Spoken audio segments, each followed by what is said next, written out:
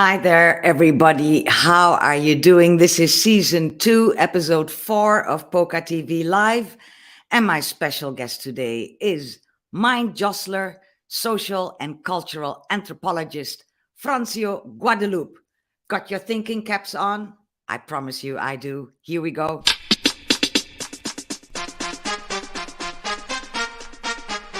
Give me this.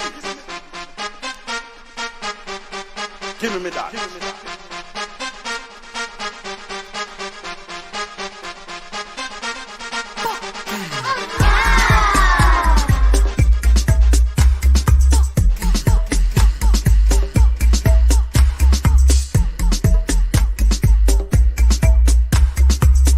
me this. Give me that.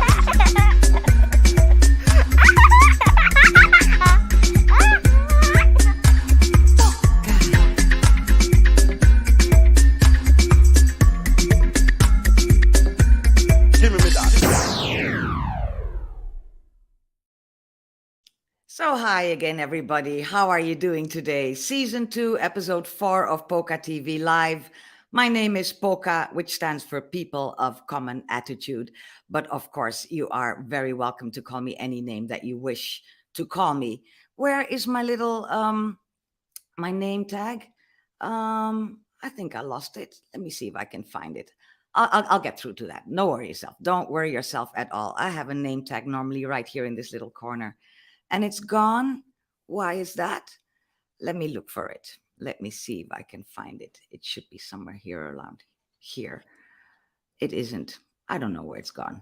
I'm going to find it later, and then I will put it there where it's supposed to be. So yes, season 2, episode 4 of PocaTV Live. This is, and I'm very thrilled to let you know that, well, I'm happy that you're here. And the way that you can make me even more happy is if you leave me a comment in the comment section wherever you are watching, whether that is on YouTube or on Facebook. And the other thing that you make me really, really, really happy with is when you subscribe to my YouTube channel or, like the Facebook page. I'm still trying to find out where my little name tag is. I really don't like it when it's not there. So give me a second just to look for it here. It's supposed to be somewhere around here. Where is it gone? Give me 2 seconds, people. I know you don't mind. This is live, as you know. Every last Friday of the month is when I go live, and I talk to one of my friends across the globe, and I have many friends across the globe. Let me tell you that, and many of them do really, really fantastic stuff that you and I can benefit from. They are mind thought provokers, they are thinkers, they are poets, they are artists. And all of them have one thing in common. They try to make this a better world for you and I to live in. And which is why I love talking to them, because, that's how we make this a better world. It's been a shambles lately, this world of ours. And we really need to talk to people, the type of people that I know, to make this a better place for all of us. And that is why I will be talking to my friend today, who is currently in the Caribbean. His name is Francio Guadeloupe. But before I get to Francio, let me get through the stuff that I usually get through before we get to the guest. All of you know that I always livicate these programs to my youngest sister, Aisha, who came up with the thought of doing PocaTV Live way before that was even a technical option. Do you notice how the light is touching my face today? There must be some reason for that, and I'm sure it's linked to Aisha. This was her wedding day on the 20th of April, 1998, and she was being taken to her beau at the time by my dad, who sadly also left us in 2013. So Aisha left us in 2011, and these programs will be forever livicated to her.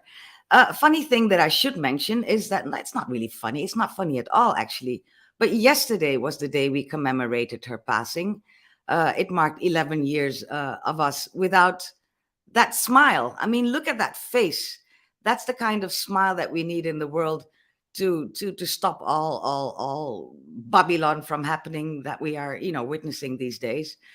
Um, Aisha was a wonderful person. She always saw the good in people. She saw the good in even the bad in life, and she chose the nickname Bird, which is why we will always be talking about Bird and Bird's Perch. Yeah, she never made it to 43. We lost her to cancer, and when she died, my family planted a tiny little tree in memory of her in a forest of commemoration here in the Netherlands. And look at how the tree has grown. Mom and I went to visit it yesterday, like we traditionally do on the day of her passing, and we also go on her Earth Day. Look how the tree has grown. So what we do when we get there is we clean around the tree, and we sing a couple of songs, and we talk about stuff that we remember when she was still with us, and then we decorate the tree. And it's just something Mom and I do, and it helps us along the way. So that's where Mom and I were yesterday. It's in the Koningin Wilhelmina Bos, for people in the Netherlands who are interested in doing a similar thing for a loved one who they have lost to cancer. Plant a tree in their memory, take care of it forever, and it's really a consolation. That's something I can really tell you. So yes, that was my tribute to Aisha, my monthly tribute to Aisha. She will be never forgotten, at least not by me. So at this point in the program, I like to shout out to my regular viewers. I know there are some of you there already. In the comments section, let me see who is here. There is my eldest sister, Adrienne. Hi, Adrienne, you're home early from work. And she's telling me that maybe my little button that I'm still looking for is in the upper right corner. No, it isn't. It's supposed to be somewhere in my menu, but I'm not finding it. So who knows? I'll find it at some point that nobody will expect it to be on screen anymore. There is Annemieke Janssens, who was my guest in January when we caught up from the original program that we did in October, I believe, last year. We had some technical issues then, which were way worse than my not finding my superimpose. Annemieke has always had Aisha in her heart and does a lot of stuff. So maybe if you're interested in what Annemieke does for people who battle cancer and who have even died from cancer, look up PocaTV on YouTube or on Facebook and find the episode with Annemieke Janssens. There is DJ Conscious, my very first guest more than a year ago on PocaTV Live. DJ Conscious of ConsciousRadio.net fame.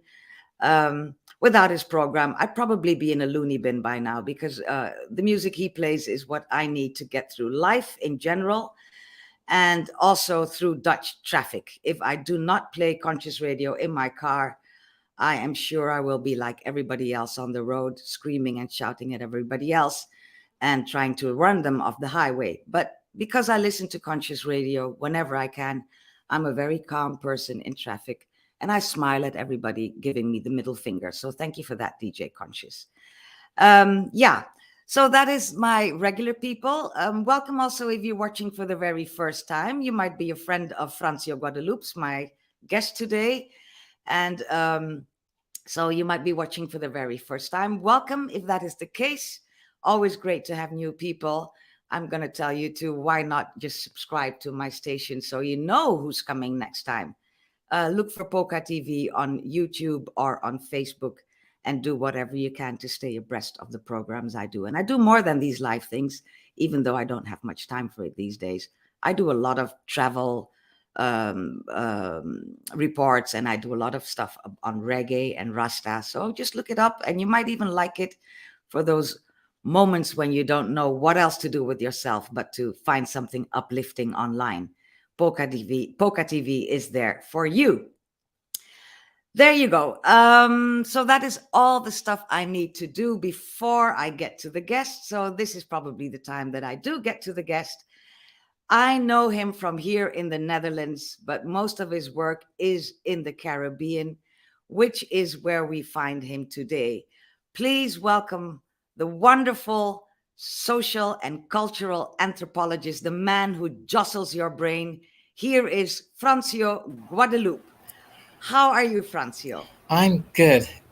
Good It's so, morning. It's good afternoon now 'cause it's 12 o'clock here. it It's is. 6 o'clock, so it's good evening for you Thank in you. the Netherlands. Yeah, you told me right before we started the program that you are now on the island of Sint Maarten. Correct.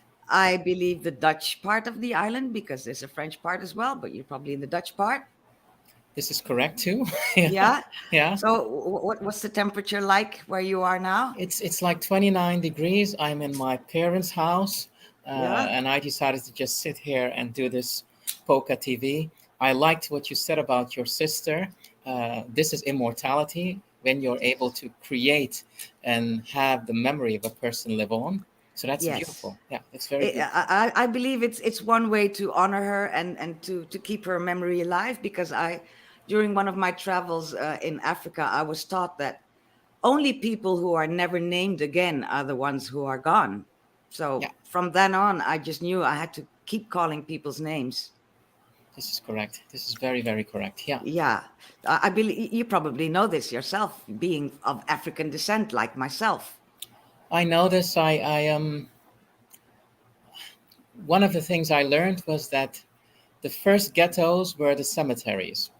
And what was the first ghettos are the cemeteries, Yeah. because the cemeteries are places where people would place people and forget them. But life and death have to be transacting continuously. So naming a person is a transaction of it. And then the person is not far away. Death is just part of life, or life is part of that, and that continuation of both, the transaction of both. What a wonderful way of putting it. Yeah. And I'm sure, because Francia, you and I know each other not so really well, but we have crossed paths a couple of times in the past. And what I know from those encounters is that you are a thought provoker. Would you agree with that? I don't know. Let me put it this way. I think there are two kinds of scientists. I do science, so that's what I do. There's scientists who are puzzle solvers. So there's something going on, a problematic, and they wish to solve it. I'm a redescriber. So I redescribe things, which gives us more space for us to think again. I think there's never one way of understanding a situation, and A therefore a re redescribe. a Yeah, redescriber. correct. Take us through that. What do you mean by So you redescriber? what you do is you offer redescriptions of what people think is happening or what's going on. Mm-hmm. That's what a redescriber does. So it Mm-hmm. expands the moral imaginary of people so that they can think again. Right. Yeah, I've been calling this jostling my way of thinking. Is that yeah, actually something that you try to do? Is this your objective? correct. Um, the you trouble thinking that has become too concrete, too closed. Hmm. Thinking has to dance. Thinking has to dance. Correct. Thinking has to dance. It has to move, Yeah. So so move with the so situation at hand. Yeah. what do you say? What do you say to people who don't know, who can't dance? I don't think it's possible for you not to dance. I think there are societies where people have not been fully disciplined in such a Hmm. way that they express themselves. Yeah. But generally speaking, people dance in many ways because the body wants to move. Is that a natural thing for the body to move? I think it is one of the things that makes us human. All different animals dance, they do certain things, but we have a variety of dances, a Hmm. diversity of dances. Hmm. So humans are humans because we have language, we human with language. But what is also important is that we dance. What is also important is that we laugh. We have to learn to laugh, like we have to learn to dance. Laughing is not a natural thing. Is that what you're telling me? I think that we all are born and we can cry. Hmm. We're born and we have that ability. But laughing is something we learn. I always thought that. So you're telling me that little babies are not actually laughing when we see their faces do this and they If you gurgle? if you pay attention, after a while they learn to laugh. But when they come out, They're come just out crying. They don't come out laughing. There's no way. So you give them attention, you give them care, Yeah. you tickle them a bit, and then they learn to say, okay, so this is what it feels like, and then they develop laughter. I see. I see. So, okay, so see, there you go already, jostling my way of thinking. And look what happened on screen. I found the little button that is now finally displaying our names. They Okay, moved it. brilliant, The people brilliant. the people who make my wonderful software moved the button. So there you are, Francio Guadeloupe for the people who Yeah, hadn't gotten yeah, it the first yeah. time. Laughing is a learned thing, dancing is a natural thing. This is what you're telling me. Now, dance is also learned. We can Dance move. is also, we can move, right? We can move. So a child is born. The child doesn't walk when it comes out. Mm-hmm. It has to learn to walk. Mm-hmm. And then, as it's walking, it learns rhythm. Aha. So maybe that's the reason why in some parts of the world their movements look better than in others. I'm trying to be political about this. In some parts of the world, dance is considered essential. And when you consider dance essential, when you consider rhythm essential, then you will say it's not only about walking, it's also about walking aesthetically. Ah, And when you walk aesthetically, that's when you dance. So that's some people in the Caribbean, in the West Indies, they walk with a swing. even when they're doing their shopping and they got two bags in their Yeah, hands. yeah, Yeah, it yeah. still They has a walk with a swing. swing. Yeah. And in other parts of the world, maybe other stuff is more important. In other parts of the world, walking is instrumental. Walking is an art in many parts of the West Indies. And because Right. it's an art, it has a connection to dance. Mm-hmm. Dance is Mm-hmm. also an art. And then It you definitely recognize is. art is vital to life. Right, right. Right. Well, we've got a lot of stuff to get through, Francio, and we only got an hour and maybe 15 minutes to do it in. At least that's what I always try for. The main reason why I asked you to join me is because of the conversation that the world is having or is trying to have on the topic of race. And I know you have a lot to say about that. So to set the mood, I'm going to play a short clip, and that should take us right into the middle of the subject. Here we go. I want every white person in this room who would be happy to be treated as this society in general treats our citizens, our black citizens. If you, as a white person, would be happy to receive the same treatment that our black citizens do in this society, please stand. You didn't understand the directions. If you white folks want to be treated the way blacks are in this society, stand. Nobody's standing here. That says very plainly that you know what's happening. You know you don't want it for you. I want to know why you're so willing to accept it or to allow it to happen for others.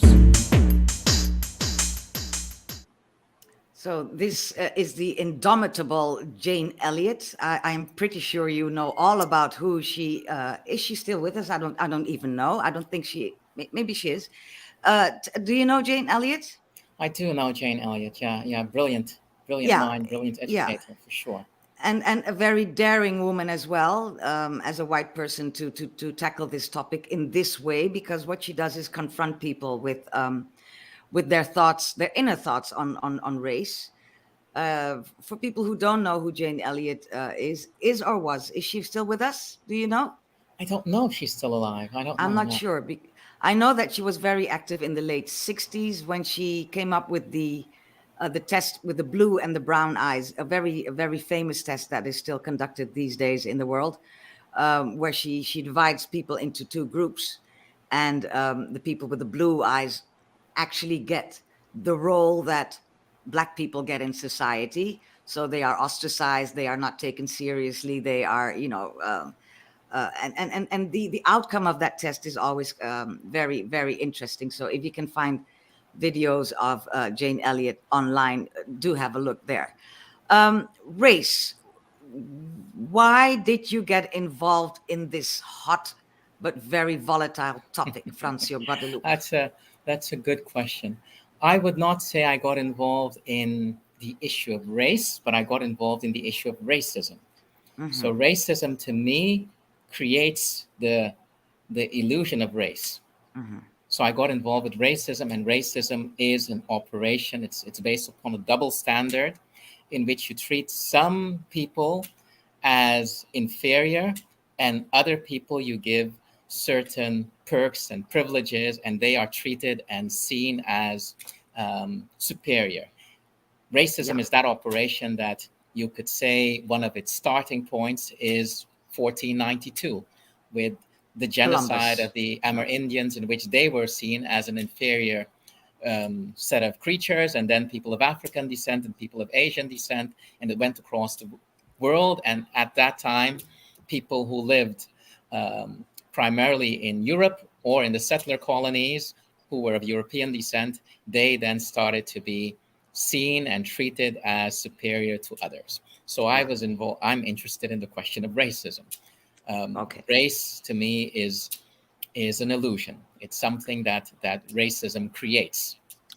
That's probably in a nutshell what we will be talking about this hour. But before we get to that real nitty-gritty, I'm going to take you back in your own history, in your own story, I should say, not your own history, your own story, Francio, and take you back to your early years. You sent me a couple of pictures. This was one of them. This is you as a young lad. Correct. Tell us about this young youth that we are seeing. This is me. I came, or I was born on Aruba. You could say I started there and lived on many of the Dutch Caribbean islands. And I lived in a society where you had people of various descents, because that's what the Caribbean is. You have people of African descent, Asian descent, etc. In the Caribbean. I learned from a young age from my grandmother. My grandmother was from the Dominican Republic, so she was Spanish speaking. I learned from her that we have to be careful with abstractions. Abstractions was to treat people as though they were labels. So I had friends whose ancestors were from China. I would not call them Chinese. My friend was Poa. Some people of Chinese descent who were also in Aruba, I couldn't stand, but I liked Poa. Poa liked me. And we learned to say, through my grandmother, we learned to say, let's forget about the abstractions. Let's look at people as they are and how they, in their richness, in their many diversities. So you learned at an early age to look at a person instead of to look at the package in which that person comes. To look at, indeed, because the package is the abstraction. The package really is me being a particular, looking a particular way, having a particular nose, a particular mouth, liking hair. Certain things, hair, not liking other things. That's the entire package. That was the entire package of me and Poa, or me and Yopi Schwengel, and we would make jokes because Yopi on Aruba, who was my good friend, his hair was hair that could not stand up. My hair stood up. And we would make jokes about that. Yeah. But it didn't mean so much. We were friends. So we enjoyed ourselves. And that is the Aruba I grew up in, the Curacao I went to, the St. Martin I grew up in. And my grandmother, her motto was a motto that said, no one is better than you, and you are not better than anyone else. Yay, grandmother. That double, this is what I learned. So I didn't think that I was inferior to anyone else, but I didn't think I was superior to anyone else. I simply was, and they were. I think I had the same upbringing that your grandmother gave you. I think that's exactly what my parents taught me. And, I'm happy they did, because what it actually does is teach you what you're telling us, to look at a person and to not look at the packaging. Correct. Yeah. Correct. This is you in your teens. Where were you at the time? I'm in the Netherlands then. I'm into urban popular culture, hip hop. I'm dancing. I'm sometimes living in Germany, performing with Positive Vibe. A couple of friends of mine, Mike Slankart, and so forth. Hold on. Performing what? Performing. I was a singer, a dancer. I used to write music. There were clips. I would go to the warm world of music and so forth. So that was was my world then, and I really enjoyed that time in the Netherlands. Yeah. In between studying, so I sometimes would have to perform 3 or 4 gigs in Germany or Belgium, and therefore I would be in the Netherlands for 2 days in school, and then the other days I would go to Germany. That was my life then. Yeah. The very same face you still have. I mean, I find that in all your pictures. Really, you never changed one bit. But can you tell me how living in the Netherlands compared to your earlier years when you were living on the islands? Yeah. What I thought in the beginning when I came to the Netherlands, I thought, this place has difficulties with its diversity. It can't just simply accept its diversity. I thought, growing up in St. Martin, everyone that was here was here. If they came, like on St. Martin, you have people whose ancestry, let's say 300 years ago or 200 years ago, they came from India. But you also have people who just arrived from India, whose parents are from India, but they were born on St. Martin. Yeah. They are called Indians. The people from Guyana are called Guyanese. The people from Suriname are called Surinamese. They're not called Indians because they're not Indians. Exactly. Indians are people who came from India on St. Martin. Right. This was all the diversity. You just grew up, you went to school with one another. That was fine. I arrived in the Netherlands and I think, why are you doing so difficult about your diversity? Of course, I knew the structural history of treating people differently and so forth. And I felt, I'm definitely not going to take this. I'm a West Indian. All the heritages of the world are my heritage. So when I came to the Netherlands, I thought, I'm not a guest. European heritage is also my heritage, like African heritage is my heritage. And when I went to India for a while when I was in Europe, I thought, India, I know too. I know it because India was here too. Yeah. So I learned that the Netherlands took a while and it's still struggling to accept its diversity, but it's getting there. It's beginning to learn that what took place in the Caribbean will take place all over. Right. So you're this anthropologist, and I do need an answer to this very question. Why is it that the Netherlands is struggling so much with its diversity? I think that's a good question. And I think Thank you. there are old habits that are difficult. They die very slowly. I think, secondly, when you look at who is struggling with the diversity, it's generally speaking the older generation. When you look at the younger generation, I have 2 daughters and I have 2 older sons, but 2 daughters who are, my daughter is 7 and I have another one who is 4, Nala and Zora. When I look at them, I think that generation, they just think they're diversity. That's what it is. They know. Oh, they know. That's what they know. That's the only thing they know, actually. When you look at people who are, and then I'm generalizing, but let's say generally, when you look at people who are in their 60s and 70s, they have difficulties because they presuppose the country was theirs. Yeah. And now they're learning, no, the country belongs to all that diversity, and therefore you will have to have compromises so that everyone can live there in a kind of conviviality with one another. And so it's basically a matter of waiting till they all die? No, I wouldn't say that because that would be, I think it's basically a matter of recognizing what was called by a Jamaican sociologist. I know you have a Jamaican in DJ Conscious. Yes. Stuart Hall called it the multicultural drift. Yes. That drift just went all over and people had to accept it. So some people who are in their 60s, suddenly they recognize in their family there's someone, an in-law who has a Surinamese background. They have to get accustomed to it. In their workplace, this is the case. So slowly that will happen. And it took a while in the Caribbean. We too, in the Caribbean, are still getting accustomed of our diversities. Oh, definitely. There's a lot of colorism going on in the Caribbean, and there's a lot of mental slavery going on there. People who just cannot, make the switch to being truly independent. But there's a lot happening in the Caribbean at the moment. What with the British royals having a hard time everywhere they seem to be traveling to celebrate Queen Mom's 70th year in power. It's I think it's a fascinating time in the Caribbean. Do you agree? It is a fascinating time, and I think it's an example of reparations. Yeah. Because many people think about reparations and they think about reparations in the financial sense of it. Mm-hmm. But reparations is also mental reparation. Yeah. To It's say about, it isn't normal that some people will say they are kings and we are subjects. No, everyone is a subject to one another.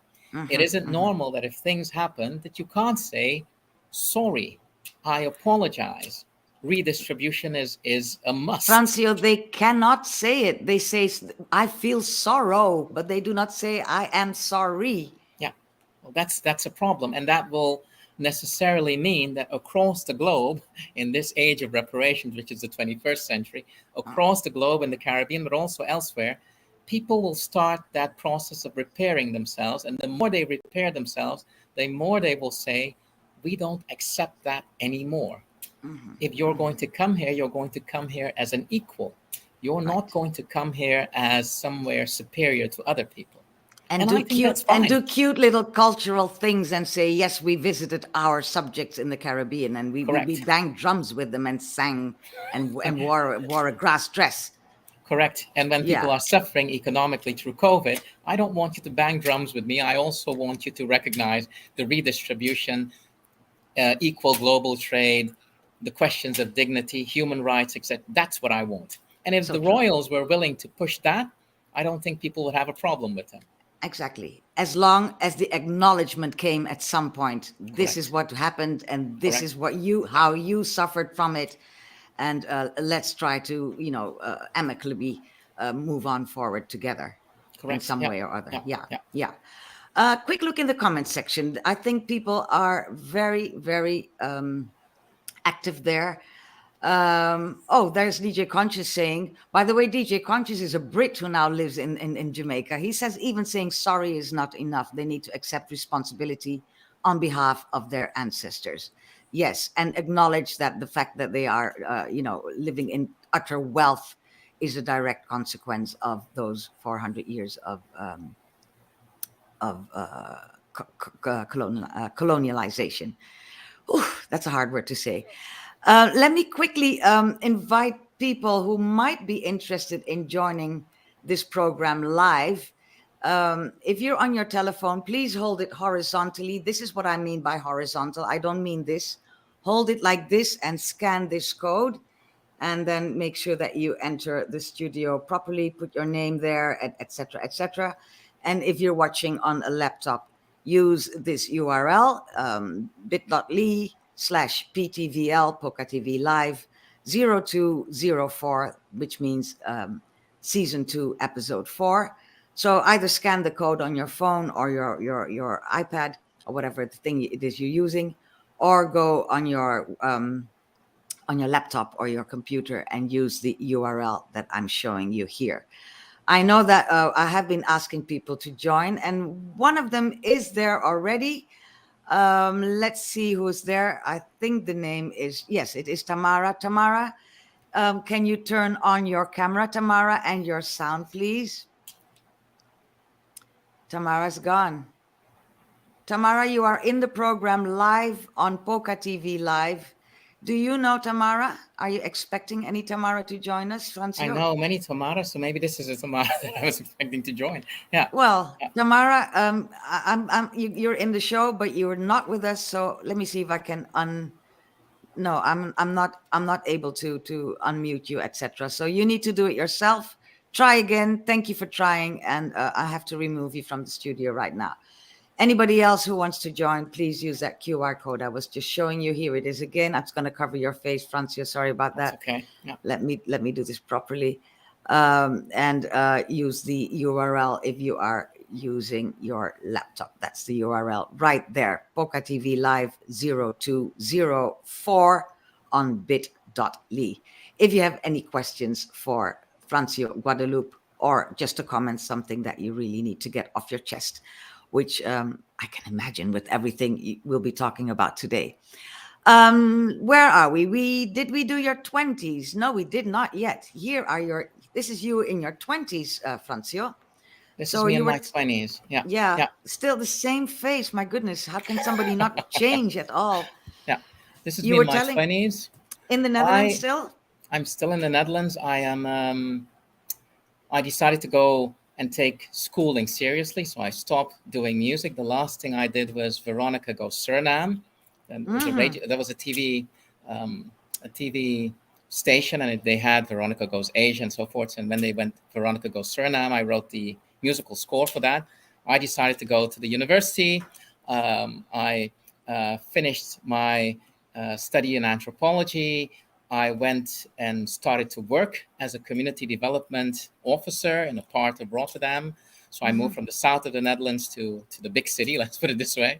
And then I started to work for an environmental agency, and that is next to the question of race. That is something I find important, the whole question of equality. So I started to work on that, and the Copenhagen 6, the Kyoto Protocol on climate change. I was part of the group for the Netherlands to do that. Pick up. Yeah. Those two things are utterly linked, aren't they? They're Climate intrinsically and linked. They're intrinsically linked to one another. So the question of racism has an ecological component to it, because racism is not only about treating other people who human as inferior, but it's also about treating the rest of life as objects that you can exploit as you see fit. So it's the objectifying of all things alive that is the true problem, I guess. Correct. Yeah. So the question of gender is tied into that as well, because women are objectified as well. And so all these things I see as one. And I don't think in terms of nature and culture. I think in terms of expressions of life. There are mineral expressions of life. There are expressions of life that's human, the way we do. There are expressions of life that are plant life. And all these expressions of life have to transact so that you have what we call life in its general sense. But life is that process of all these things happening. Sometimes things seemingly disappearing, that we call death, but reappearing again because that material is used again over and over again. That's why I say life and death are not separate things. There cannot be death without life, and no life without death. Yeah. Yes. So there's a disappearance and appearance. Sometimes we call disappearance and appearance life and death, but it's only appearance and disappearance of things. And this is an ongoing cycle, and it goes on and on and on and on, even way after human beings have left this earth forever, which will inevitably happen at some point. But there will still be what remains of us as humans will then be recycled into some other form of life. Yeah. Correct. Yeah. So far, I'm really understanding everything you say, which is great. Moving on, another decade. This is you in your. Let's see, where is it? In your 30s. In my 30s, correct. Dreads starting to grow. Dreads starting to grow again. I had dreads, but then I cut them because I went to Brazil to do work on the Candomblé and Umbanda. Those were my first two books. The first two books were on Brazil. I'm beginning to move into the academic world. So my first gig after the climate change was at the University of Amsterdam, but I studied at the Radboud University in Nijmegen, and then afterwards I went to work at the Radboud University in Nijmegen. Now I'm working at the University of Amsterdam and at the Royal Academy of Sciences, the Royal Institute for Southeast Asian and Caribbean Studies, as it's called. We are so very proud of you. There's no reason why I should be proud of you, but I still am. You are recognized, because I'm sure you're not going to say it yourself. You are recognized in the Netherlands as a deep thinker, as one who in a very honest manner tries to reset our way of thinking. I try, correct. I try because I think that one of the ways we will be able and only able to actually deal with each other, to recognize the conviviality, the convivir of the many diversities that we have. The living together. The living together is when we get rid of this notion of race and therefore get rid of racism. We have to find other ways of of understanding each other. We have to develop new cultural Exactly. heritage. One of the things I did, I wouldn't say I'm recognized in the Netherlands. I would say I'm one of the many thinkers in the You Netherlands. are recognized in the Netherlands. Yes. One of the things I did with a couple of people at the University of Amsterdam, and beforehand, it started here at the University of St. Martin when I was president of the University of St. Martin. There was the whole question of Sinterklaas and Zwarte Piet, the Black Peter, Yeah. the blackface tradition in the Netherlands that's changing drastically and quickly, and that's a And good quickly. thing. Mm-hmm. Yeah, and that's a good thing. Yeah. We said when I was on St. Martin with Jordi Halfpunch, he was a PhD then, I said, we have to actually think something else. There's lots of energy that people have invested in this figure. Let's develop a new tradition. So we started to write, and then Marieke Brandt and others came along, and we wrote what was called het Waterfeest, the Feast of Waters. The Feast of Water, yeah? Yeah.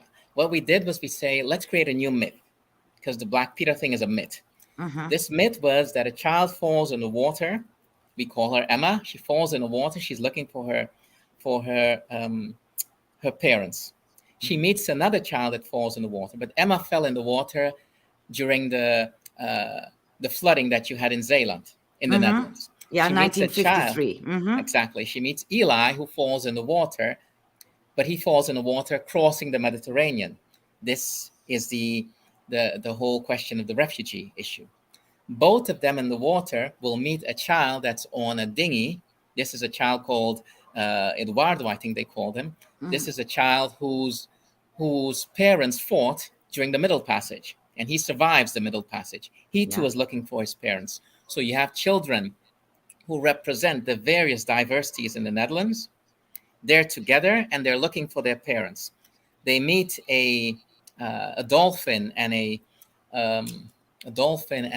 turtle, I believe, who tell them, I know about a land that is underwater, but also above the water, because they're quarreling, where will we find our parents, above or under the water?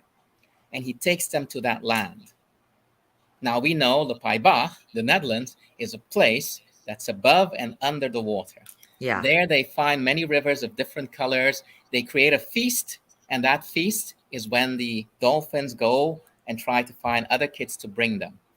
So you think the Netherlands as a place of arrival of people from all over. You don't think it as a place that consisted of people. Everyone came from elsewhere. It sounds so much better than this Sinterklaas thing that's still Correct. lingering. But Correct. we should definitely go this way, because it involves everybody. It involves everyone. Every kind of Dutch person, and even beyond, and anybody in the lowlands. Yeah. And it brings all these people together. So there have been some pilots at various schools. Now there's a pilot running at a school in Rotterdam. And this is what the University of Amsterdam, together with the University of St. Martin, says. If you want to change something, here's something new. Right. Here's a new tradition that doesn't belong to any of the ethnicities. No one can claim ownership of it. Let's create it together. And let's all enjoy it together. That's probably let's all enjoy it together. Yes. And what you're enjoying is the land. So you're troubling the whole notion that you can treat land as your ownership. It's not from you. It's a place you arrive. You also recognize the many diversities that human beings are together. And the Waterfeest is always organized on the 23rd of March, which is the day of anti-racism. So it's organized then. So it brings ecology and racism together, and it goes to schools in the Netherlands where children learn, okay, there's something new. So there's a book, there's songs, there's all kinds of things that were built, and it was built collectively. And this tradition is spreading slowly from Amsterdam to now Rotterdam, and it will move. Yeah. And then suddenly you can say, okay, so academics and intellectuals are not only people who write books, they're also people who try to contribute newness to a society. To society, exactly. We are going to talk extensively about this and the work that you do in a couple of minutes, Francio, but we have now arrived at a little bit late, I must say, but we are having this wonderful conversation.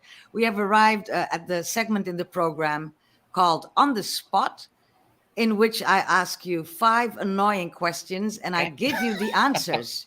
You are not allowed to elaborate. You can only choose out of the answers that I give you. Okay. So do you think you can manage this, Francio? I'll try.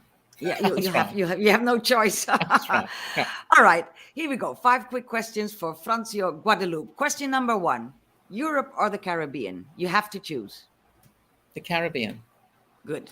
By the way, I forgot to tell you, at the end of this round of 5 questions, you're allowed to choose 1 or 2 on which you may elaborate. So you now say, you said Caribbean, right? Yeah. Question number 2, what are you rather involved in, a discussion or a conversation? A conversation. This I know about you. Question number 3, woke polarizes, yes or no? No. No, that's very clear. Question number 4, when it comes to anti-racism, the world is in a rut, yes or no?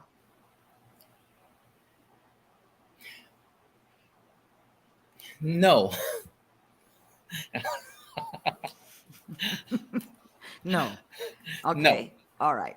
Last question. What is the one thing that you will never, ever, ever, ever do again, Francio? The one thing that I will never do again. Ever. I have no such thing. Yes, you do. You must tell me the one thing you won't ever, ever do again. I'll tell you why I have no such one. Because I think that if you can live your life every day and say all the things that you now might think, I probably shouldn't have done it that way. Yeah. I will still do it again because that's what makes me me right now. But that's what all my guests say, and they all think they're very smart. But there is a thing that you must have done in your life, even if it is eat something that you disagree. I don't care.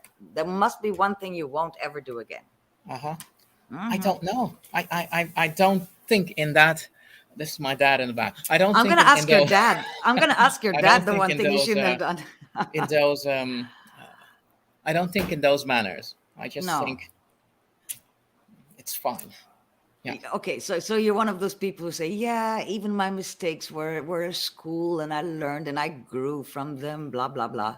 No, I think it was all feedback, so I wouldn't even call them mistakes. It was all feedback. Okay. I'm gonna talk to your mom and dad after this program and ask them the one thing you should not have done ever. Yeah. All right. Okay. I'll let it slide. Because you're lucky, we're running out of time slightly, not really, but I mean, we're behind where we should be in the program. Is there 1 or 2 of these questions that you would like to elaborate on? 1 or 2 of these questions. I think you asked me about the question of, are we in a rut as far as anti-racism is concerned? I would say I think that anti-racism is the winning ideology right now. Oh, really? I think you give us so much hope. Here's why I think it's the winning ideology. I think there are very few people who are willing to say nowadays, like they were willing to say in the 50s and the 30s primarily, I'm a racist. I believe in race. I think most people nowadays will say, that's why ideologically, they will say they are against racism. So that's one big step ahead already. Yeah, that's a gain.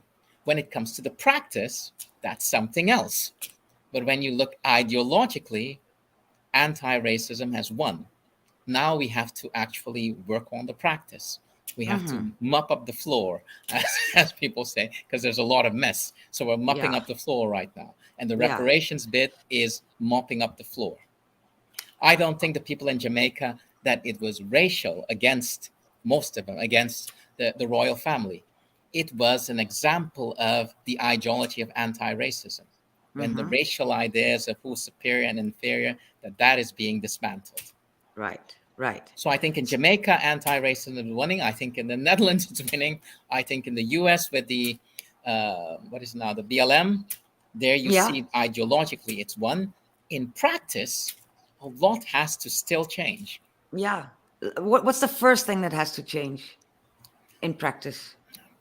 It depends on where you are. For instance, in the US, I think the police practices definitely have to change. I think when you look globally, there is an economic issue. 10% of the people in the Netherlands, I teach this, own 61% of the wealth of the country. 10% own 61%. In the US, that 10% owns 75% of all the wealth. When you take the 20%, they own everything. So the vast majority have a salary or they have nothing. That has to change. Yeah. You can't think anti-racism without recognizing its material basis. Yeah, but Francio, you know as well as I do that the ones who have now those 10%, Yeah. they're not ready to let go of that. They are not. Correct.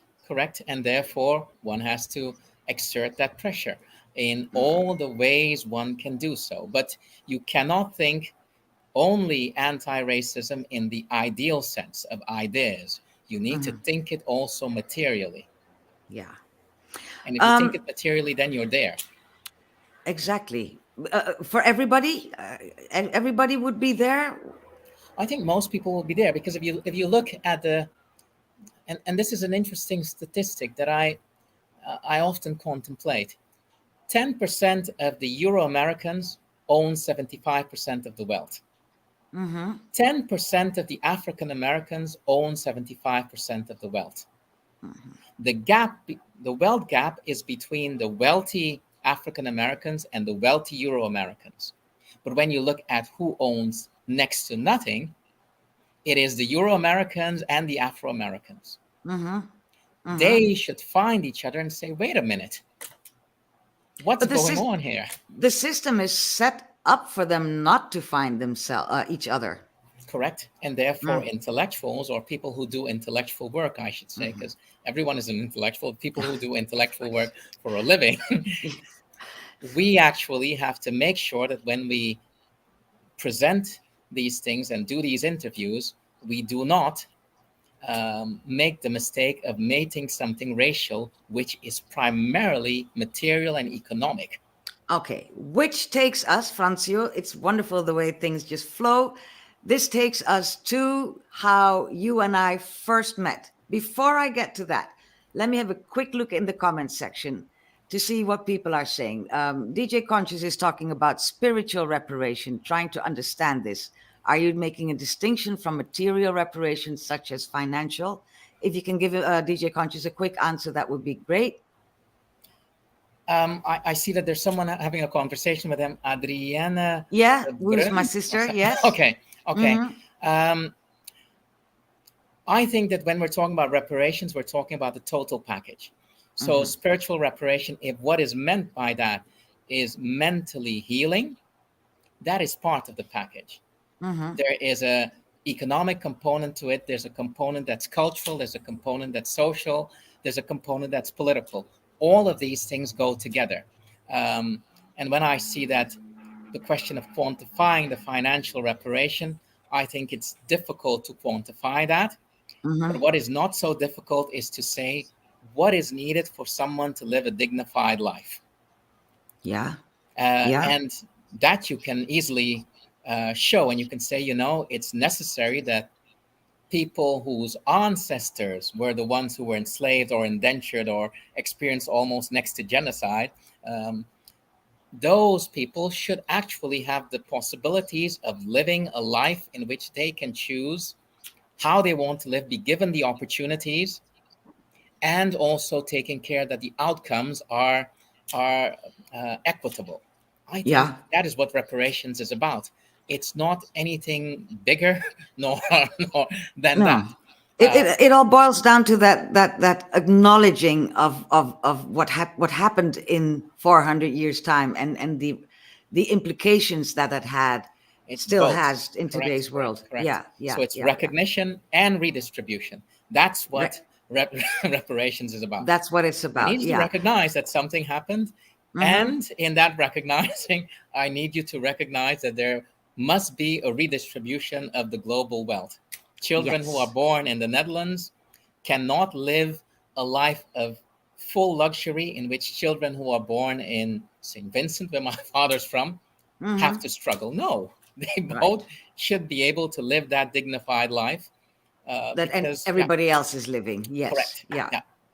Let me once again tell people that if you have a question or a comment that you would like to pose here in the studio, put your phone horizontally, scan this code, and enter my studio via the back door. You'll be waiting in the orange room, as I like to call it, until I put you up on the screen.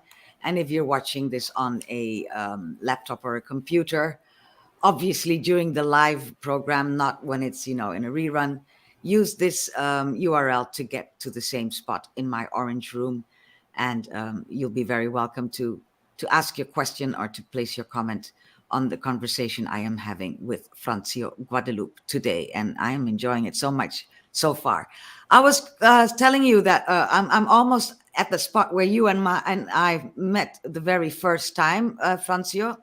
This was during they called it a debate evening, and you kept saying, no, it's a conversation. And it was a lovely evening in the Bali, which is a center for debate and a center for talk. And you were there as one of the guests, and the other one was the wonderful activist from Paris, France, Rokhaya Diallo. And the theme was being Black in Europe in all of its facets. And we talked about a lot of stuff that you are mentioning today. And one of the things that you said that really struck a chord with me then, I found the recording, and let's have a look at it together. How do we do anti-racist work without using race? Acknowledging racism, acknowledging the power of race, but saying we're not going to use race to actually do our anti-racist work.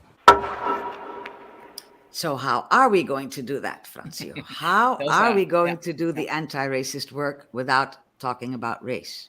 Yeah. There are practical ways. I just mentioned the Waterfeest, the Feast of Waters. That's a way of doing anti-racist work without necessarily invoking racial distinctions. Another way is to say, what exactly is Black? What are we talking about when we talk about Blackness?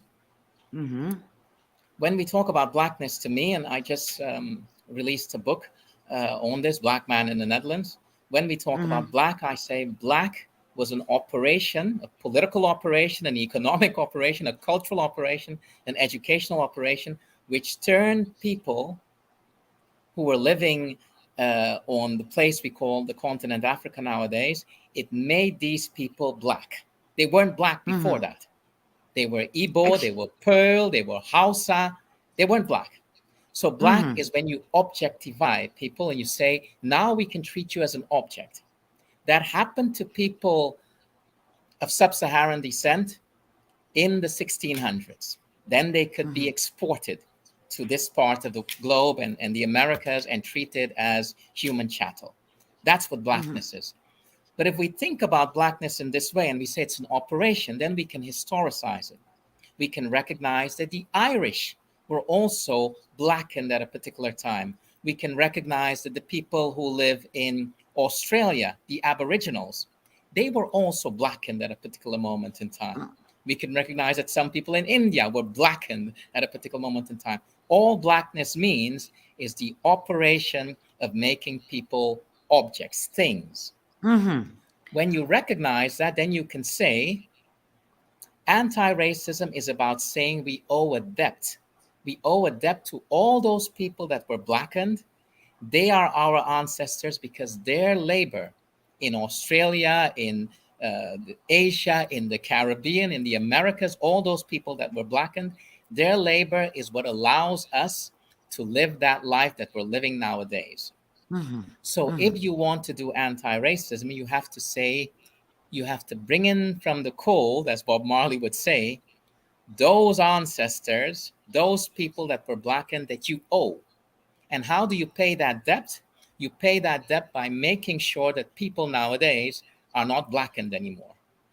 Making sure that people can live a life of dignity. But we're talking 400 or 500 years of humanity. This is ingrained in people because for people outside of the Netherlands, this might be a little bit complicated, but in Dutch, we have the word blank, which we use for people.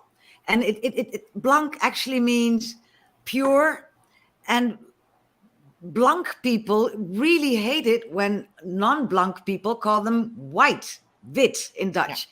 So is Does this stem from what you're telling me now? So what I'm saying is blank is a theological notion, because the Netherlands up until the 50s was an extremely Christian, Protestant, primarily with some Catholics that were treated as minorities because they couldn't get positions of authority. That was the Netherlands, and blank was part of that conception. So they didn't use white, they didn't use wit. Nowadays, wit is being used. Yeah. If as I think, opposed to zwart, yes. as opposed to black. yeah. If I think zwart and I say, you might be of Euro-Dutch descent, but you have an ancestor that's one of those blackened people. You owe them, because your life of wealth right now was dependent upon how these people were treated. White is, in my conception, an operation that allows certain people privileges. So I would never say, and I know this is a contentious issue, I would never say to people, call yourself wit. I would say to people, acknowledge the black ancestor. Don't call yourself wit. Acknowledge the black ancestor. Call yourself Dutch. You're making this complicated for many of us now. So I'm not, but if I say I'm doing something that's not, I'm doing anti-racism without using racial connotations, then I don't want to give people a racial label. I want people to do work to undo race. If I want them to do work to undo race, I must tell them, you owe a set of ancestors that you might think are not your ancestors, but they are your ancestors too. Okay, break this down. I think this is where we all get stuck when you talk like this. Break this part down, that they might not be anybody you know in your history, in your little family tree, but they are your ancestors. Go there for me. If I go there for you, let me start it up this way. I know that, and I've seen this in the Netherlands, there are a whole lot of newspaper articles nowadays of people who would be labeled wit, who had ancestors who also participated in the plantations in Suriname and so forth. What then happens is that they remain wit. They just had ancestors. What I'm saying is, regardless of what your station was, if your ancestors were people who were sweeping the streets, nowadays your wealth is based upon people who were blackened from Africa, people who were blackened from Asia, people who were blackened in Australia, and people who were blackened in the Americas. Those are your ancestors too. So I'm not doing the biological ancestry of this is my grandmother, my great-grandmother, and so forth. No, I'm talking about an existential ancestry. For you to exist and exist in your wealth, there had to be people who were blackened. You owe them. And You how can't- does, yeah, when once you recognize that you owe them, then what should you do with that? I think once you recognize that you owe them, you enter a different subjectivity. You don't think, oh, I am helping those poor people. No, I have a debt to pay. Like myself, I have a debt to pay also to the people who are blackened. So this is not only something for the people who are wit, because there are people who look like me who live in affluence. Yes. I too have a debt that I'm paying. So that means we're actually all in this together.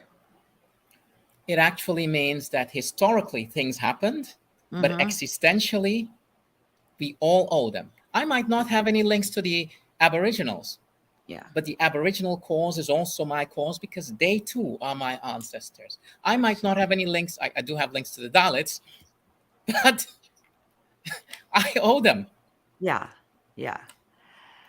This is it's 2, 3, 4 steps away for most people. Even those people who are, willing to learn and willing to understand. This might be one of those things that I call mind-jostling, because I think many people trying to be anti-racist are finally at the stage where they can say, yes, I do see that there is a difference in color and in a difference in the way that we treat people of different colors. And now you're telling them, no, it's different. So Yeah. yeah. So I'm telling them, the diversities which we started with when I was growing up in Aruba, all these diversities were there. They were there. Yeah. Like there were diversity of plants. Did I pay too much attention to that? No, these were the diversities. But when you look at existence, when you look at political economy and so forth, then you have to say, this is not the biological story. This is a story of history and things that happened, things that have to be rectified. We all have to rectify it. All of us that are now in that position of affluence have to rectify it. So there's work to be done. Yeah. If we can do that, if we can start by saying start by saying life is a debt. I mean, I owe my parents because they took care of me. So there's a debt I have to them. If we can think life as being indebted, then we can start to do anti-racism that works from that perspective. Yeah. Yes. The world would look totally different if we all got around to doing that. Yeah. No, definitely it would. And Would there be losers? Would there be losers in this in this way of thinking? Because I live in a capitalist world, and it's all about winners and losers and money and power.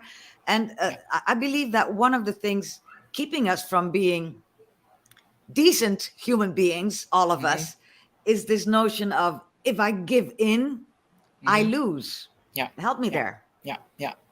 I think there are many people who are losing right now. There's a small group of people, again, the 10% or the 20%. Yeah. And when you look at it globally, it's 10% that owns 50% of almost everything. Yeah. So that large group that at this moment in time are not living in decent societies, that's what they want. It is not saying, and again, it's not what's being said, it's not saying I'm taking away something from people who are labeled with. That's not what I'm saying. I'm saying that when you look historically at what happened, we have to return to the commons, as it's called. The commons was a time when land was commonly part of, people could work on it. Yeah. Nobody owned it. Nobody owned it. The moment slavery was happening was also the time that in Europe, the commons were being dismantled. People were being thrown off of the lands in England and so forth. And now for you to survive, you have to work for a wage labor for me. And I'm not going to pay you so much. Right. Or so not these at things all. went, not at all. So these things went together. If we want to repair, it's not only about repairing for the Caribbean, but it's also repairing for Europe. It's also repairing for the US. The settler colony that is the US, Canada, Australia, South Africa, that is still, these things have to be fixed. Yeah. I'm going to go out on a limb and say, and people can sue me for this forever, I don't mind. I'm going to go on a limb and say that, Europeans have a lot to account for in how the world is run. And in a lot of sufferation that goes on in the world, at the heart of that is Europe. Whoever died and gave them that power, what happened there? And if we be precise, we will say elites who live in Europe or of European descent, and elites in Asia nowadays, and elites in Africa nowadays, they together are creating the situation that the vast majority of people are living in, and the global climate catastrophe that we're living in. Yes, I'll give you that. But Francio, before these 400 or 500 years happened, there were elites in Africa, there were elites in Asia, and they weren't the nicest people either, but they did not go on a rampage the way that Europeans did. That's a good point. That's a good point. And I return again to the point, and I would say that two things. If you look at this thing in the Netherlands, they call it the what is it called? The Gouden Eeuw. Yeah, the golden era. The golden era. In the golden era, most of the people in the Netherlands were living in abject poverty. It wasn't golden for them either. Right. There was slavery, and they were living in abject poverty. So it was elites. It wasn't like everyone had it well in the Netherlands and most of Europe. When you look at when, and this is not correct, but let me just use it, 1863, when formally slavery was abolished. When you look at that date and you look at the date of 1874, you realize in the Netherlands in 1874, child labor was abolished. Right. These things were being abolished around the same time, child labor. So children were working in factories and being treated as Blackified indentured. people. Yeah, Yes. exactly. Yeah. So these things were happening simultaneously. So if you can think that, then you can say, not Europe. That's an abstraction. European elites in Europe, they did it. Elites in the US, they sold what Du Bois called, what did he call it? It's a wonderful, the wage of whiteness, he said. The wage of whiteness, Yeah, yes. Yeah. What Poor did he whites mean by that? didn't get money, but they got whiteness. Yes. So they were poor, but you're white. That's your extra wage. And that created fissures between people who were poor together, who should have been able to recognize each other, but through that extra wage of whiteness, they could not see each other. Exactly, because those poor white people had that slight touch of privilege that the others didn't. Huh? Just the whiteness. If you have if you have 2 loaves of bread for 9 people, and the other one has 1 loaf of bread, you can see you have a little bit of privilege, but is that really privilege? That's why I don't, and that is contentious, I don't think people should call themselves wit, because I think of Du Bois' wages of whiteness, where he was saying this white has to go. Because if you have this white, you don't have solidarity of those people that are being oppressed to create another system, to transform the system, to dismantle it and create something else that will work for the majority. There are colleagues of yours, anthropologists, who would say that was exactly the whole point. Keep the white oppressed people, the blackified white people, in their spot. Give them that little touch of betterness from compared to all the others, and there you go. You got your friction. You got your non-working together against the elites. Correct.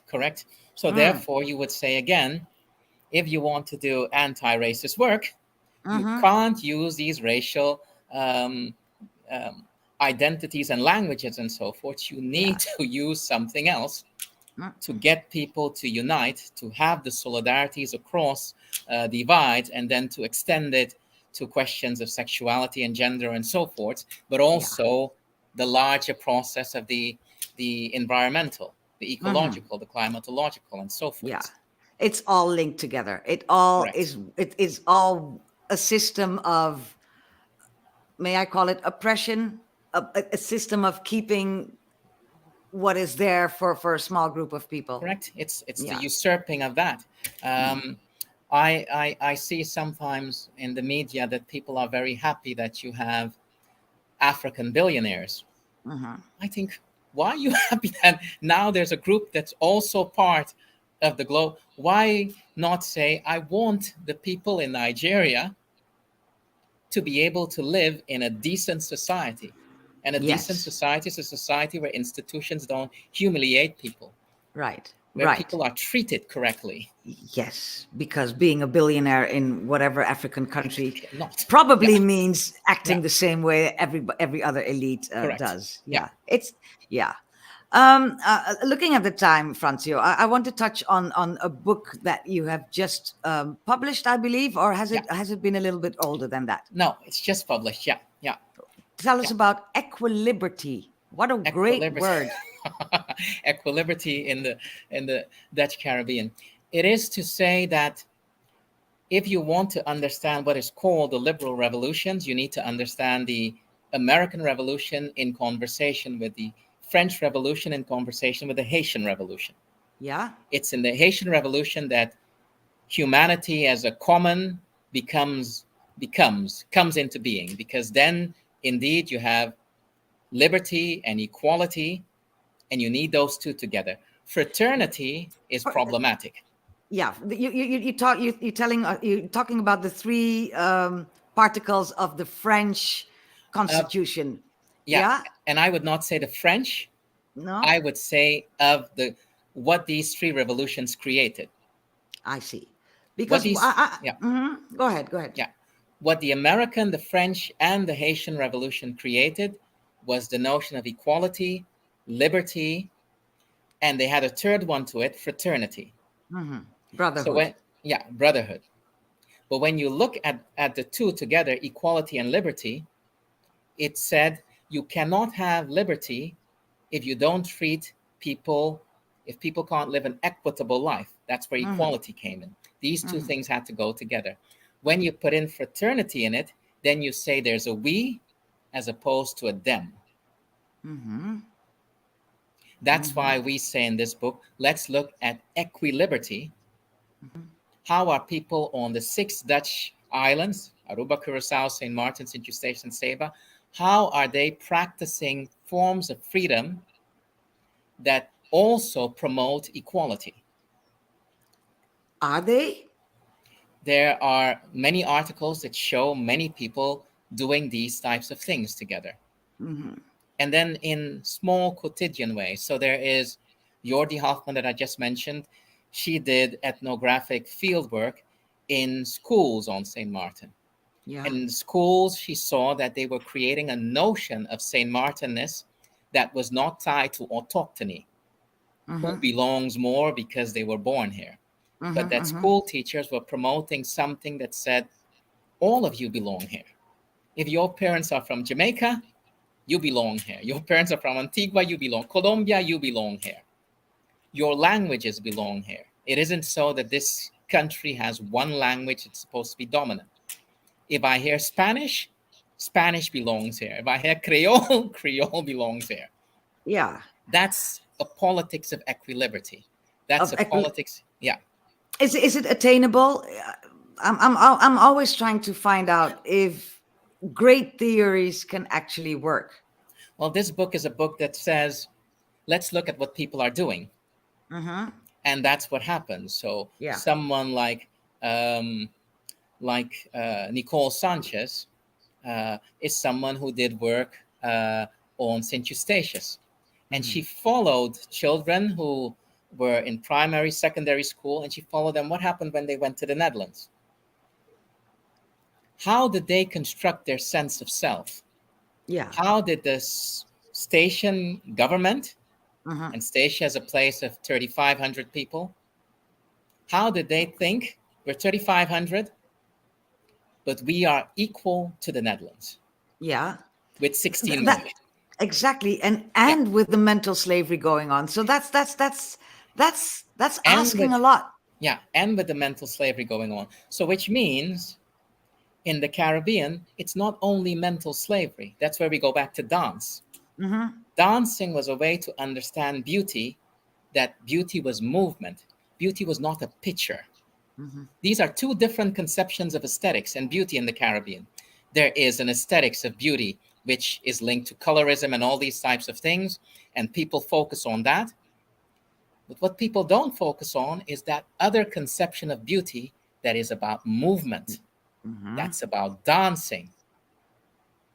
And then you say, man, she's beautiful. Right. You don't mean the picture, the visual.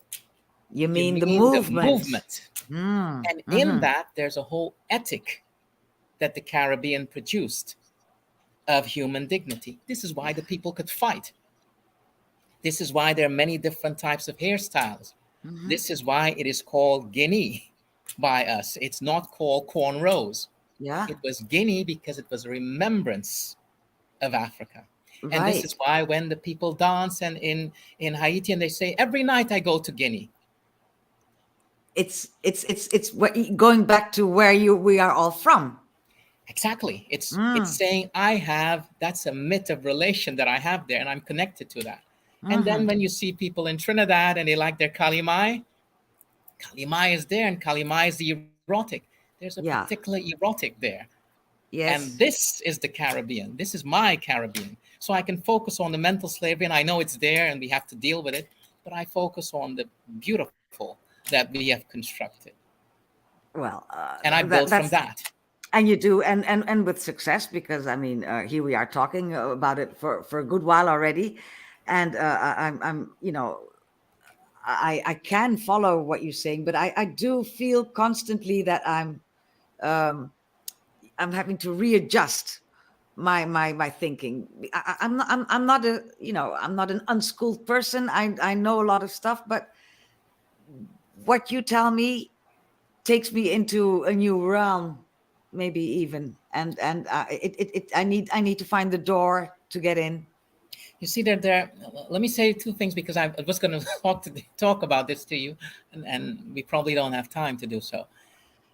Let me say this one thing about that other thing. Colonialism was visual. We have many senses. One of the senses is the visual sense. It's not supposed to be the dominant one, but colonialism created the visual and said that is the most important. If you want to see beauty, the eye. Yeah. If you want to understand intelligence, it's visual. Mm-hmm. But people who were struggling against colonialism had to work with the other senses. Not only the visual, but movement, tactile, smell. Those became important for them. And that means even in their definition of beauty. Even in their definition of beauty, in their definition of intelligence. Those things became important. So therefore, they had other conceptions. And it's those conceptions we need to mine to understand and to create other possibilities. And should we then marry them with the visual in order for this equilibrity to exist? Because we need both sides of the story, don't we? Like they say. Yes, but we should put the visual in its place. It should not be the dominant sense. Right. That means where is it according to you in the hierarchy? It has to be part of the dance, but it can't be the dominant sense. That means that I could think of Poca as Chinese, but that didn't make sense. Your friend, yes. Yeah, that didn't make sense. What made sense is that in the olfactory, when it came to smell, there were certain things we liked, certain foods we liked together. Yeah. That made us the same. Visually, we weren't, but we could connect in smell. We were, that smell attracted us. This was our brotherhood. Exactly. That's a Caribbean way. I believe you call it creolization. You call it creolization, correct? Yeah. I remember that from when we had a talk about freedom fighter Tula on the islands. Yes. So we creolized, we mixed up. I eat Chinese food when my father prepares his oxtail. He brings it to his friend John, who is of Chinese descent. John eats his oxtail. Qua taste, we connect. Yes. Now we can make all types of things about how we look differently. That is irrelevant. So going back to where we started, when you said we here in the Netherlands, in Europe, we live in a place that's more cultural than people, want to know about. Yeah. This creolization should be a worldwide thing and problem solved. I wouldn't say creolization happens because people meet each other. In the Netherlands right now, Surinaamse broodjes are something that people like. Yeah. But it's always emerge. the food. They like the food. They don't like the people. Yes, but maybe we can do the politics starting from food. Why always think politics not in terms of communing? Why not start politics from what we eat and how we eat? You and think why not? You think our prime minister here would like a broodje pom? Maybe that would mellow him out a bit. I don't know, but why not think the Netherlands from food? This is what Het Waterfeest did as well. Yes, it said yes. preparing a feast together. Yeah. And that feast is what is Dutch. So there's no Dutch food anymore. Right. There is Creole food. There's Creole. So we have the broodje pom on one side, and we have the very traditional potatoes with your meatball on the other side. We mix it up. We mix it up and we decide what we like. But that means that my smell can like that and like that too. Yeah. I like both. I do too, actually. I like them. let me I just don't say, do the meatball, but there are definitely like, well, dishes that I really like here. voila. Yeah. Yeah, Yeah. yeah. Mhm, So that was the thing. Politics was yeah. not only visual in the Caribbean. Politics was also based upon Olfactory taste, and yes, and based movement upon movement, based upon the tactile touch, yeah, and so yeah. forth, And the uh, rhythm. and the rhythm. Correct. Mhm. I know we're close to the end. Yes. I'd like to talk about the last project that I'm running right now, which is Islanders at the Helm, which ties into the environmental. Is that Be my guest. possible? Definitely be my guest, as long as it doesn't take 15 minutes. No, it'll take less. Islanders at the Helm is busy looking at climate change, and we're looking at climate change from the 6 Caribbean islands, and it's called Islanders at the Helm because it remembers the question of ships. Islanders should be in control in tackling the question of how they adapt to the climate challenges that everyone is facing. So here on St. Martin, Saba, and Statia, it's the question of hurricanes. And on the Leeward Islands, Curacao, Aruba, St. Martin, it's the question of too much heat. It's the question of the coral reefs damaging and so forth. And together you have to think of all of these things. So Islanders at the Helm is a set of researchers. It's a program I run with Corinne Hoffman. So we have archaeologists, we have anthropologists, people who do ethnomusicology, people from the University of the West Indies, like Sharissa Granger, people, all of them together. And we're just trying to think through the question of climate change, but think it through looking at the social as well, the question of racism, and all these things connected in one. Yeah, that's wonderful because we've touched on it a couple of times already today. Yeah. Everything is interlinked, and we cannot do one without the other. Correct. And everything that we do on all these subjects has a direct implication for all the other subjects, right? Correct. So great. So what is it that you think I should do? Mom should do, my friend should do, your friend should do. What is our next step? And I'm asking because, to be honest, 1939 was when Kenneth and Mamie Clark came up with the doll test, Francio. That is 83 years ago, if 84 maybe even. When and this test tells us that the black doll is the ugly one and the stupid one, and the and the white doll is the lovely one and the saintly one. This is 80 something years of thinking this way, and all over the world children say the same about these dolls. So taking what you've been telling us today, how can we move from this 1939 situation to your idea of equilibrity, of joining the racial with the climate and with the social and all of that? That's wonderful. I mean, the Clark's research, which has been emulated continuously all over the world. Yes. The Clark's research is exactly that, the visual. It works on the same domain as the domain that was colonialism. And it says, if you can like the doll that looks like you, then you've solved it. But in the Caribbean, again, that's the distinction. In the Caribbean, we did not work on the visual. We worked with the other senses. Yes, but even in the Caribbean, everybody says the black doll is the bad doll. Correct. But that means that there is mental slavery and there's mental liberation. But the mental liberation happens when you look at movement, when you look at taste, when you look at food. There's where the mental liberation happens. So maybe the question should not be, who is the most beautiful doll? The question should be, who is the doll that is the nicest? Who is the doll that cares more? And maybe but even those questions turn out that the white doll is the winner. I don't know. Perhaps that's the case. Yeah. I've seen one of these tests. I believe it was Patricia Saunders who did it at the Caribbean Studies Association. When the question was asked differently, then children recognize and they say, of course, that's my grandmother.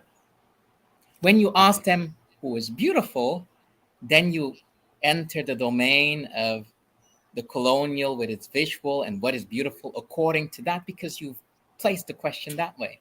And Right. you ask them, who takes care of you? Mm-hmm. It can't be the white one, because my grandmother takes care of me. Yes. Yes. People in yes. my neighborhood take care of me. So it's about how you answer, how you ask questions. And it's about how you do your politics. Yes. And again, that, with all due respect to the Clarks, that is a politics of anti-racism with race. You need a politics of anti-racism without race. Without. And this is what you are helping us out with, and this is what you're going to leave behind one day. We will remember you as the person who said, you know what, take the whole concept of race out of your anti-racism, which is to me a novel thought, and I know that it will be for many other people, which is a wonderful thing, Francio. And I want to thank you for that. And let me, before we round up, quickly tell my viewers that as this program is every last Friday of every month, the next episode will be on Friday, May the 27th at 6 o'clock Central European Time. And my guest then will be the very, very esteemed chairperson at the Netherlands Commission for UNESCO, Kathleen Ferrier. I'm greatly looking forward to this person, because she has such a story to tell. Maybe I need 3 hours to talk with her, which is actually what I should have used, done with you, use 3 hours of or both our time to get through your story, Francio. What final thought do you wish to leave us with today? That's a good question. I think if you look at the little things, if you do your work in your neighborhood or your community, then you're already doing a lot. If you can treat everyone you meet with a sense of respect, there are dogs here. The dogs, I treat them with respect. I treat the chickens with respect. If you can do that, then you're doing a lot already. Start doing that, and then the bigger things will also work out. So but do it where you are. Consider everything in your environment to be your brother and sister, and you're halfway there, right? Yeah, correct. That means the ant passing your way. That means, like you said, the flower blooming in the field. Yeah. And love the diversities. Just love them. Exactly. Yeah. And see them and experience them. Mm-hmm. Correct. Yeah. So that will take us 1 or 2 steps further. That will move us. And we'll see where we get then. And then we work again. Yeah. Exactly. Yeah. Wow. Thank you so very much for taking this time to talk to us, Francio.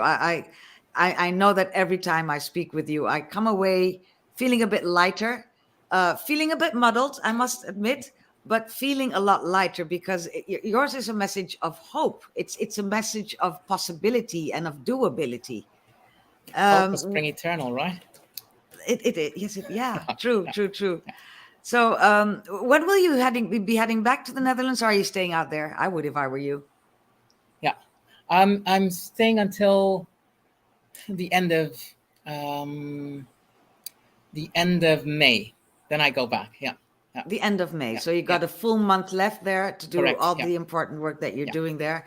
Yeah. I wish you all the best of luck. And I saw your mom behind you. She's probably cooking something for you right now. Yeah. So you say hi to your lovely parents for me, and make it count, whatever it is that you're doing there, and keep bombarding us with this very logical way of thinking, yet a way of thinking that we haven't learned to make ours. So we are learning now to make it ours. I think it's fair to say it that way. Thank you. Thank you for the time. Yeah. Yes. We'll be in touch, Francio. Thanks again, and bye for now. Bye. Yes. So that was Francio Guadeloupe. Wow, that was wonderful talking to him. And I know that many of you are just about as muddled as I am, but the great thing about PocaTV Live is it's live now, but you can watch it again tomorrow and the day after, and you can watch it 75 million times if you need to, and rewind little bits to say what was it that he was saying. So go ahead, go to PocaTV on YouTube and on Facebook. Look at all the different conversations I've had with the fabulous people I know across the world, all doing their very best to make this a better world for all of us to live in. Like I said, at the end of May, the 27th of May, Kathleen Ferrier will be my guest. She's a woman with a really international background and a story to tell. So please join me again then. Until that time, be good, be nice, and stay well. Bye-bye, everybody. What if this light bulb was the cure to racism, sexism, and classism? Hear me out. Do you know what people and light bulbs have in common? We both expresses different colors, have different shapes, different sizes. We're manufactured in different places. Some of us are bright, some dim, some clear, and some broken. We appear to be very different on the outside. But the thing about these lights is there is one current running through each bulb. And in the same way, there is a singular energy running through each person on this planet. Doesn't matter what you look like, doesn't matter your race, gender, nationality, that's just the bulb. Inside of all that is who you really are. Energy. Don't believe your energy? Well, riddle me this. Say you have a friend named Jim, and you've been visiting Jim in the hospital. Until one day, Jim unfortunately dies on the operating table. You say, oh no, Jim died. But his body is still there. His race, his gender. But you say Jim died? Because you know deep down that Jim was a lot more than his body. He was the intelligent energy that gave life to his body. Energy is what we are. And energy has no color. It is not Republican nor Democrat, white or black. Energy is not Christian, Muslim, or atheist. Energy is. We are intelligent, creative, universal energy. And if we understood that, then we would finally know what wise men and women have been trying to tell us since the dawn of time. That we are one.